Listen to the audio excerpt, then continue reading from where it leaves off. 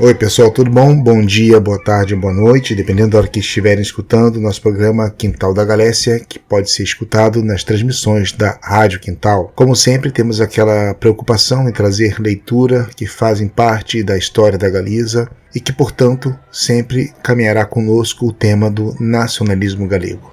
E, por certo, uma das melhores formas de contarmos o nacionalismo galego é através da narrativa que foi escrita por eles. A principal publicação que temos a respeito de tudo isso é o livro que foi escrito por Afonso Daniel Rodrigues, chamado Sempre em Galiça, que podemos inclusive encontrar uma versão em português, ou seja, em galego internacional, foi publicado pela editora Através. Em síntese, o Estado espanhol mergulha numa guerra civil, onde a sociedade se divide em ideais, ou melhor dizendo, em ideologias. E a força que vence é justamente aquela que faz um golpe de Estado em relação a uma iniciativa de uma segunda república que acontecia na Espanha. Lembrando sempre que nesse momento a Europa estava sendo varrida pelos ideais do nazifascismo. E o posicionamento que a força que vence na Espanha também era de viés da extrema-direita, ou seja, um regime fascista. Tivemos fuzilamentos, perseguições, exílios e muitos silenciamentos. Sempre em Galícia também é uma história do exílio. Daniel Rodrigues Castelão jamais retornaria para o seu país, a sua terra, chamada Galiza.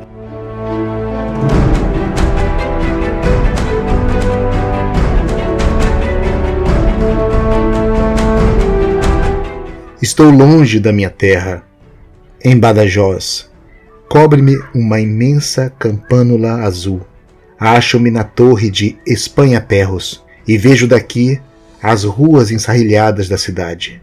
Uma cegonha lançal vigia na beira do seu ninho e as pombas bravas chiam no ar. Na longura enxergo Elvas, a praça portuguesa, inimiga temporária de Badajoz. Acompanha-me um cão vagabundo que me segue a toda parte. Um cão morrinhoso e velho que me fita com os olhos de namorar. Um cão agradecido até ao servilismo que por uma pedra de açúcar aguarda por mim na porta do café para me fazer companhia no passeio de todas as tardes. Este cativo animal dá-me nojo e compaixão, e vendo-o tão faminto, tão luxado e tão manso, parece-me um símbolo, a que me muere de asco hasta el obispo.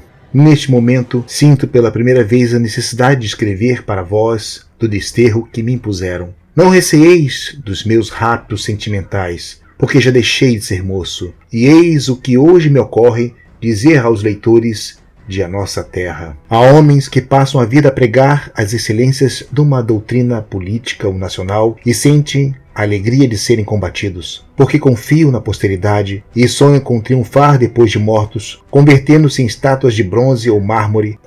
Mas se a ideia que pregam lançasse a anjinha raízes no sentimento popular, e se por acaso surgisse a ocasião de haver trocada em fato histórico para abrir uma época, então vereis que os mesmos semeadores da teoria colhem medo, e alguns são capazes de abandonar os seus postos de honra. Eles gostam de chamar tempos históricos aos do espelhamento da ideia, e não se decatam que o verdadeiro heroísmo consiste em trocar os anseios em realidades, as ideias em fatos, pois criar uma doutrina não é apenas outra coisa que fazer paciências filosóficas. Como lutar com inimigos no campo da polêmica pode ser simplesmente um jogo de amor próprio, e assim, sonhar com um futuro longínquo e venturoso talvez seja um divertimento poético, alheio a toda a vocação do sacrifício.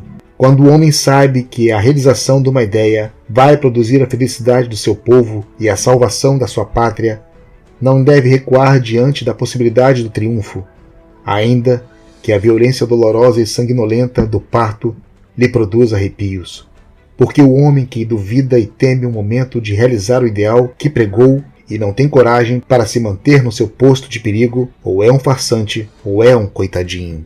Um homem que tiver fé no ideal que propaga não deve resignar-se a morrer sem o ver realizado, a não ser que morra em luta pelo seu ideal. E ainda direi mais, expondo-me a que se duvide das minhas convicções democráticas. Se o povo não quisesse inteirar-se do que lhe convém e fizesse desprezo do remédio que pode salvá-lo, haverá algum homem de fé que deixasse de impor esse remédio, mesmo pela força, se dispusesse de poder para tanto? Porque um homem de verdadeira fé, nos ideais que prega e com coragem para remediar as desventuras do povo, vai cara ao triunfo quando se puder e como se puder.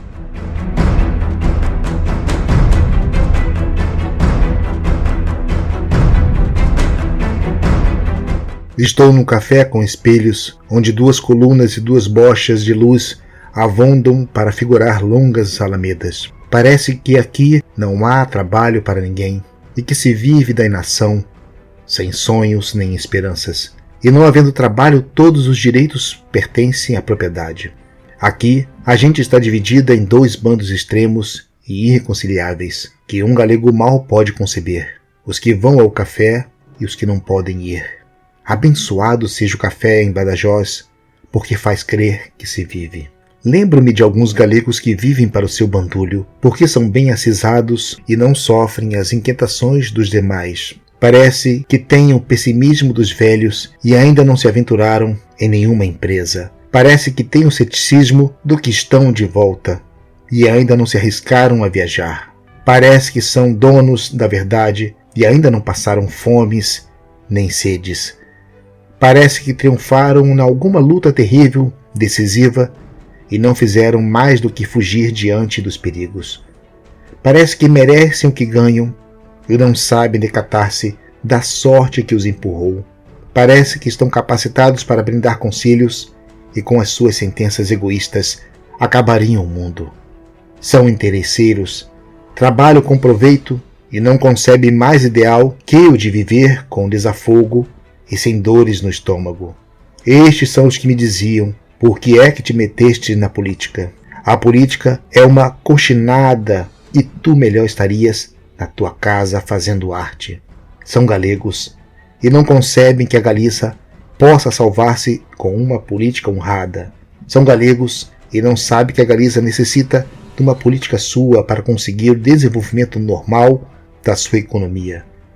São galegos e não se decatam da necessidade de uma política que garanta a vida da nossa cultura. São galegos e não sabem que temos um destino histórico que cumprir na Espanha e no mundo.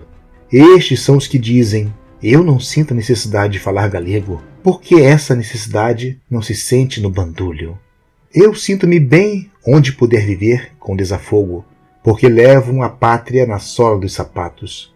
Eu não acredito em ninguém, porque também não acreditam em si mesmos. Eu renego da política, porque sabem que a política dá desgostos. Eu rio-me dos políticos, porque talvez não tenham encontrado a ocasião de lhes lamber os pés. Eu não pertenço a nenhum partido, porque não querem comprometer a sua tranquilidade.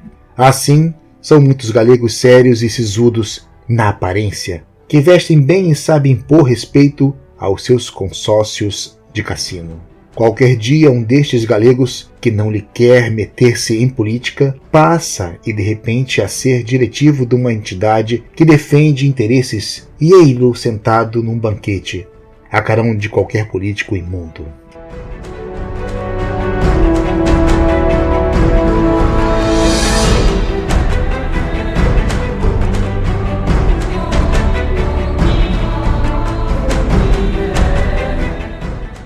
O longe da terra ainda é uma doença do sentimento que faz chorar de saudade os imigrantes galegos. Eu não posso negar que a padeço, mas já não é pela lembrança dos reinos nativos, nem pelos anseios de retornar ao seio da família, mas pela ausência da pátria.